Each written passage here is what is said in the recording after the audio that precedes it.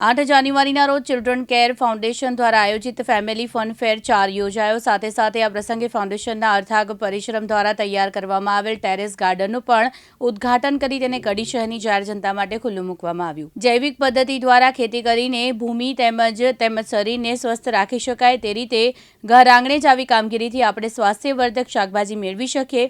આ વિચારથી પધારેલ તમામ મહેમાન પ્રભાવિત થયા. ફનફેરના ઉદ્ઘાટન બાદ મહેમાને દરેક ફૂડ સ્ટોલની મુલાકાત લીધી અને વિદ્યાર્થીઓની કામગીરીને બિરદાવી હતી.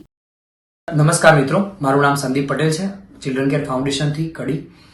જણાવતા આનંદ થાય છે કે મહામહિમ રાજ્યપાલ શ્રી આચાર્ય દેવવ્રતની પ્રેરણાથી અમારા બાળકો દ્વારા તૈયાર કરેલા ટેરેસ ગાર્ડનિંગનું સરસ મજાનું ઉદ્ઘાટન કરવામાં આવ્યું. જે પ્રસંગે માનનીય શ્રી કરશનભાઈ સોલંકી હાજર રહી અને બાળકોને પ્રેરણા પૂરી પાડી. ટેરેસ ગાર્ડનિંગમાં 1000થી વધુ પ્લાન્ટેશનો જેવા કે શાકભાજીઓનું ઓર્ગેનિક પદ્ધતિથી વાવેતર વિદ્યાર્થીઓ દ્વારા કરવામાં આવ્યું છે અને જેના ઉદ્ઘાટન પ્રસંગે તમામ નામી અનામી કડીમાંથી બધા જ લોકો હાજર રહ્યા હતા.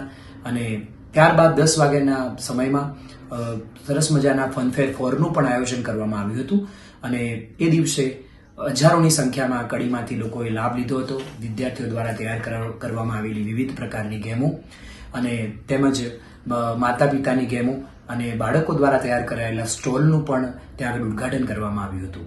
અને સરસ મજાના સમય દરમિયાન બાળકોએ ખૂબ આનંદ પ્રમોદ કર્યો હતો અને જેમાં બધા જ મહેમાનશ્રીઓ હાજર રહી અને બાળકોને પ્રેરણા પૂરી પાડી હતી. તે બદલ તમામનો આભાર વ્યક્ત કરું છું. અસ્તુ. ભારત માતા કી જય. અનુપસિંહ ચાવડા, દિવ્યાંગ ન્યૂઝ, મહેસાણા.